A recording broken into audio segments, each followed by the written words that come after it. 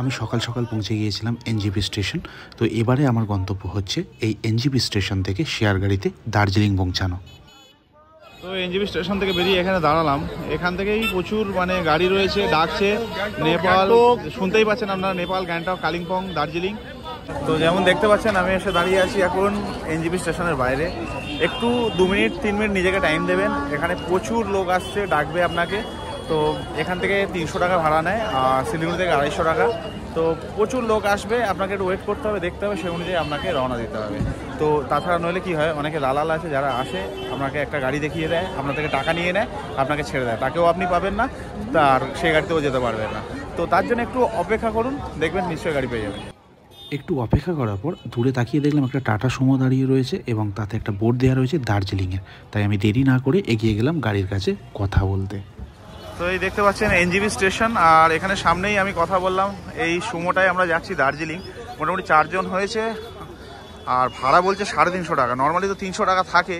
এই এনজিপি থেকে দার্জিলিং পর্যন্ত ভাড়া হচ্ছে 300 টাকা, আর যদি আপনি শিলিগুড়ি থেকে যাচ্ছেন তাহলে ভাড়া পড়ে 250 টাকা।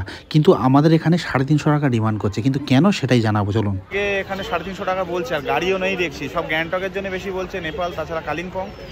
আর দার্জিলিং স্পেসিফিক্যালি এখানে যা রয়েছে রিজার্ভের জন্য, আর শেয়ারে এই একটা পেলাম, 4 জন হয়েছে। তো অগত্যা আমাকে যেতে হচ্ছে।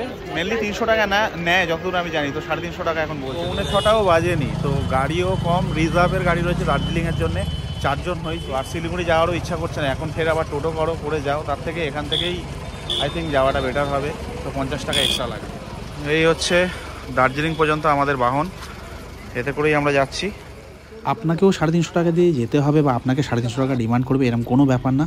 সকাল ছিল, সেরকম গাড়ি ছিল না, আমাদেরও যেতে হতো, তাই আমরা 350 টাকায় রাজি হয়েছি। নইলে আপনি যদি একটু ওয়েট করছেন অবশ্যই আপনি শেয়ার গাড়ি পেয়ে যাবেন, সেটা আবার 300 টাকা ভাড়ায়। তো অ্যাকচুয়ালি আমি গাড়িতে উঠে বসে গেছি, কখন লোক হবে আমি জানি না। আমাদের কামরূপ এলো, এরপর তো পরপর অনেক ট্রেন রয়েছে, তো অতক্ষণ অপেক্ষা করতে হবে কিনা জানি না। সবে 6টা বাজতে 10, তো ব্রেকফাস্টও করতে হবে। আর যেহেতু আমি উঠে বসলাম তার অন্যতম কারণ রয়েছে, আমার ট্রেনে ঘুম হয়নি একদম। কিছুক্ষণ, আধ ঘন্টা থেকে 1 ঘন্টার মতো ঘুমিয়েছি, তাও ঠিকঠাকভাবে না। তো পাটা প্রচণ্ড ব্যথা করছে, বা গা পাও ব্যথা করছে, যার জন্য আমি একটু উঠে বসে পড়লাম। বেশ কিছুক্ষণ অপেক্ষা করার পরে প্যাসেঞ্জার হয়ে যায়, তারপরে 6টা 15 নাগাদ আমাদের গাড়ি ছেড়ে দেয় দার্জিলিংয়ের উদ্দেশ্যে। সকালে জার্নি করার মজা একটা, যেটা দেখতে পাচ্ছি যে রাস্তাঘাট একদম ফাঁকা। যেহেতু এখন ভোর 6টা 15 আমাদের গাড়ি এনজিপি থেকে ছেড়েছে, শিলিগুড়ি শহরের মধ্যে দিয়ে আমরা যাচ্ছি, কিন্তু মনে হচ্ছে না আমরা শিলিগুড়ি শহরের মধ্যে আছি, এতটাই ফাঁকা। সবেমাত্র আমরা শিলিগুড়ি শহরের মধ্যে ঢুকেছি, আর এত রাস্তা ফাঁকা দেখে আমরা ভাবলাম অনেক তাড়াতাড়ি আমরা পৌঁছে যাবো, কিন্তু সবসময় আমরা যা ভাবি তা হয় না। কিছুটা যাওয়ার পরে আমাদের গাড়ি পাঞ্চার হয়ে যায়, আমরা অপেক্ষা করি নেক্সট গাড়ি আসার জন্যে। তো এখানে মোটামুটি আমাদের 1 ঘন্টা মতো ওয়েস্ট হয়। ড্রাইভার দাদার প্রচেষ্টায় এবং অন্য এক ড্রাইভারের সহায়তায় আমাদের গাড়ি ঠিক হয়, তারপরে পুনরায় আমরা ফের আমাদের জার্নি শুরু করি।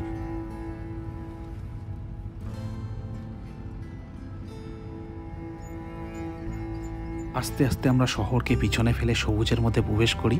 আর এই জার্নির বেস্ট পার্ট হচ্ছে এই জায়গাটা, যখন থেকে আমরা সারি সারি পাহাড় দেখতে পাই গাড়ির জানলা থেকে, তখনই মনে হয় আসল জার্নি এবার শুরু হলো।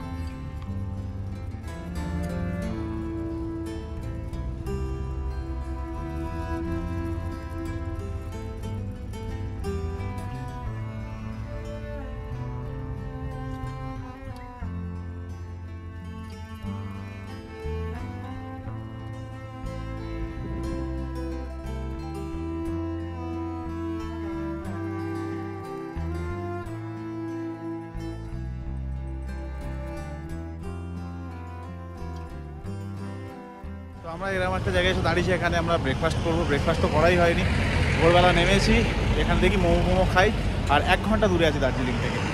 তো চলুন খাওয়া দাওয়া করি একটু। আমরা এখন ব্রেকফাস্ট করবো। জায়গাটা এরকম, এখানে টয়লেট রয়েছে, পরিষ্কার পরিচ্ছন্ন ছিল। তো মোমোর জন্য আমি ওয়েট করছি, চিকেন মোমো। পাহাড়ে এসে লুচি, পুরি, ঘুগনি এসব কারা খায় ভাই? আমি তো মনে করি অনলি মোমো অসম্ভব সুন্দর ছিল।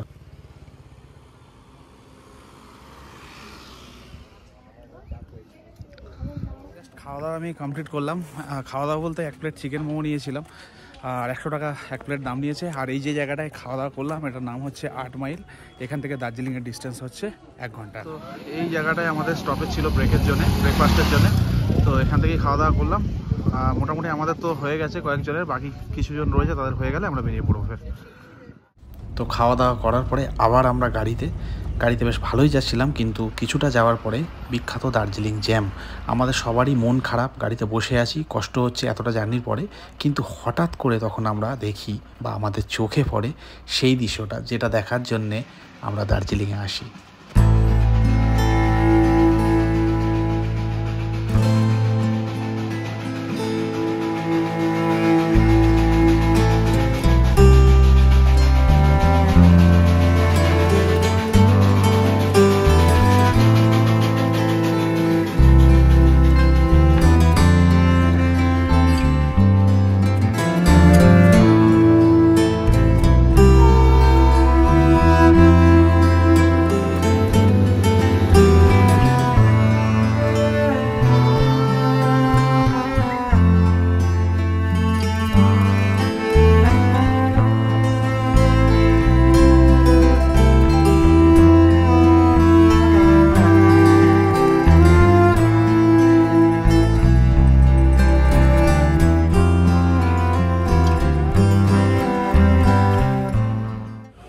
নামিয়ে দিল ক্লক টাওয়ারের কাছে, ওখান থেকে হেঁটে যাচ্ছি আমার হোটেলে। 11টার সময় নামলাম।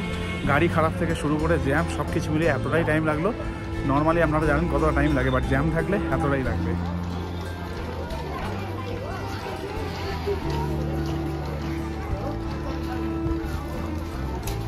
তো এই ছিল আমার এনজিপি থেকে দার্জিলিং পর্যন্ত জার্নি।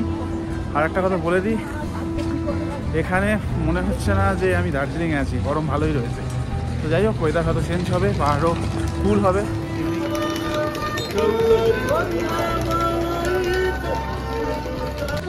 তাই ঠান্ডা থাকুক না থাকুক, দার্জিলিং সবসময় আমাদের প্রিয়।